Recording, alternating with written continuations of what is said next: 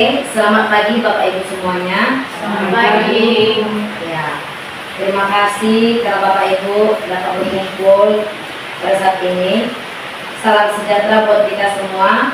Yang saya hormati Ibu Kepala Sekolah dan Ibu Ketua Kombel di SD 100832 Sukamandi Hulu. Di sini saya akan memberikan kesempatan kepada Bapak Manangian Simanjuntak. Bapak itu ingin memberikan penerangan tentang rencana tindak lanjut Bapak ini dalam pelatihan PKG PJOK yang sedang dijalani Pak Manangian. Waktu dan tempat kami persilakan buat Bapak. Terima kasih kepada moderator telah memberikan kesempatan untuk saya untuk memaparkan rencana tindak lanjut dalam kegiatan kami PJOK yaitu PKG olahraga. Di sini rencana tindak lanjut saya ambil dalam permainan rakyat yaitu Gobak Sodor, Sport Education modal permainan tradisional. Nah, jadi saya mengambil ini karena berlatar belakang permainan tradisional Indonesia memiliki nilai-nilai luhur dan manfaat bagi tumbuh kembangnya anak. Seiring dengan perkembangan zaman, permainan tradisional sangat jarang dimainkan oleh anak-anak, apalagi untuk zaman sekarang. Program ini bertujuan untuk melestarikan dan menghidupkan kembali permainan tradisional yang diadaptasi dalam suatu aktivitas olahraga yang menyenangkan dan dalam berbentuk kompetisi bagi siswa dengan model SEM. Model SEM ini adalah model pertandingan. Jadi di situ ada pertandingan, ada penonton, dan ada piala yang akan direbutkan. Program ini memberikan ruang bagi siswa untuk menyuarakan pendapat baik dalam perencanaan maupun pelaksanaan, memberikan pilihan bagi siswa dan menentukan peran yang diambil dan kepemilikan dari peserta didik. Tujuan dari program ini adalah satu, meningkatkan minat dan partisipasi peserta didik dalam aktivitas fisik. Yang kedua, melestarikan permainan tradisional Indonesia yang mulai ditinggalkan karena pengaruh globalisasi atau pengaruh dengan dunia modern atau dengan dunia digital. Yang ketiga, memfasilitasi murid dalam mengungkapkan pendapat dan menentukan pilihan terkait program yang akan dilaksanakan. Yang keempat, melibatkan murid dalam perencanaan, pelaksanaan, dan evaluasi kegiatan untuk meningkatkan tanggung jawab dan kepemilikan peserta didik. Yang kelima, mengintegrasikan dukungan dari komunitas belajar sekolah dalam mensukseskan program yang akan dilaksanakan. Capaian, langkah-langkah dan hasil yang diharapkan untuk setiap tujuan. Kita mengambil capaiannya: satu, peserta didik aktif berpartisipasi dalam permainan. Yang kedua, peserta didik berperan aktif dengan menyampaikan pendapat dan mampu menjelaskan aturan permainan tradisional yang dipilih. Yang ketiga, peserta didik mampu melaksanakan peran dalam SEM dengan baik. Jadi dalam pertandingan mereka sudah bisa melakukan kegiatan dengan baik. Langkah-langkah: satu, merancang dan melaksanakan kegiatan sesuai dengan minat dan kemampuan murid.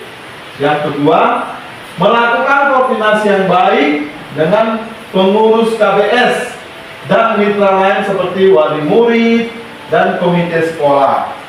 Yang ketiga, mengoptimalkan aset yang dimiliki sekolah untuk keberhasilan program ini. Jadi aset-aset yang di sekolah kita manfaatkan ya, lapangan ataupun tool ataupun hal-hal lainnya.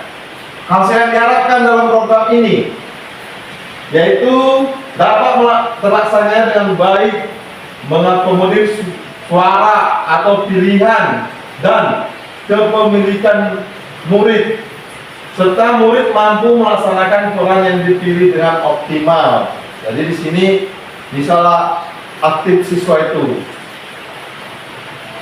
Struktur program dan mitra dalam komunitas belajar sekolah. Yang pertama, program yang dibuat merupakan kegiatan kokurikuler yang dilaksanakan untuk penguatan, pendalaman, atau pengayaan mata pelajaran yang telah dipelajari dalam kegiatan intrakurikuler di kelas melalui permainan tradisional. Peserta didik yang terlibat dalam ini adalah di kelas 5 dan di kelas 6, yaitu fase C. Dan ketiga, kepala sekolah sebagai penanggung jawab. Yang keempat, KPS esensi berperan sebagai fasilitator yang terdiri dari kepala sekolah dan dewan guru.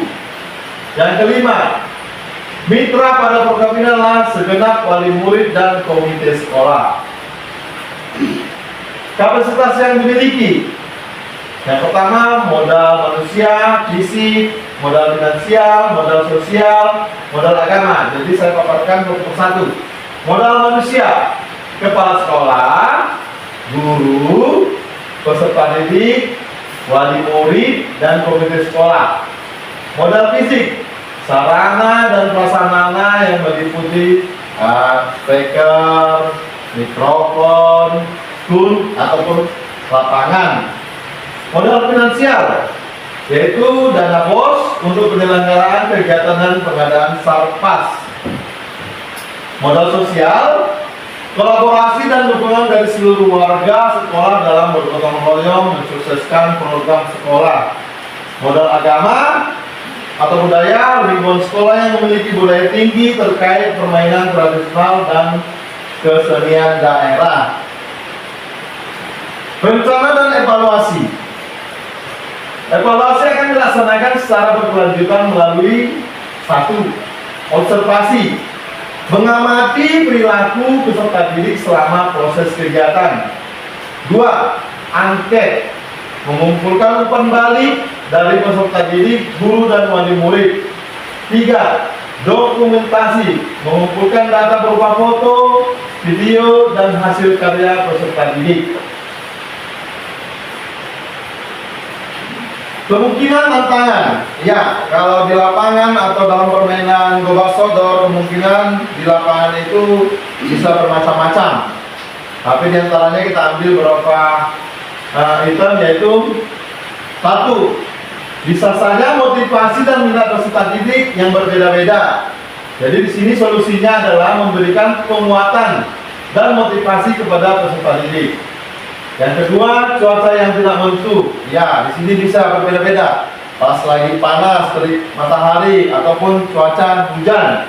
Jadi kita ngambil kesimpulan, jika hujan, maka jadwal pelaksanaan kegiatan akan diundur minggu depan. Yang ketiga, keterbatasan waktu dalam penyelenggaraan kegiatan. Nah, di sini solusinya diambil dengan mengoptimalkan waktu yang ada dengan melaksanakan persiapan yang matang. Terus yang keempat, kemungkinan akan waktu kegiatan yang bersamaan dengan kegiatan-kegiatan kedinasan lain. Iya, ada kadang-kadang kita kan pergi melakukan kedinasan, yaitu diutus kita untuk rapat. Jadi di sini saya ambil solusinya adalah melakukan koordinasi dan kerjasama yang baik dengan KPS agar program tetap berjalan ketika ada salah seorang guru yang mendapat tugas dinas. Jadi untuk ini sekian hasil dari pemaparan saya.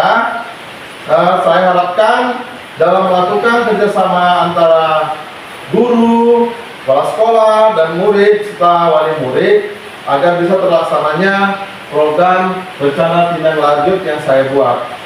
Sekian hasil dari pemaparan saya. Terima kasih.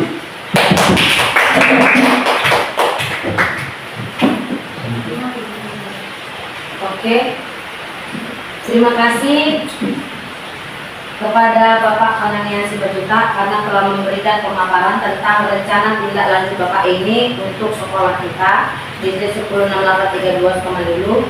Semoga kedepannya rencana ini dapat berjalan dengan baik dan anak-anak tidak lagi hanya bermain game melalui HP atau permainan digital yang lainnya. Maunya permainan tradisional itu tetap dihidupkan.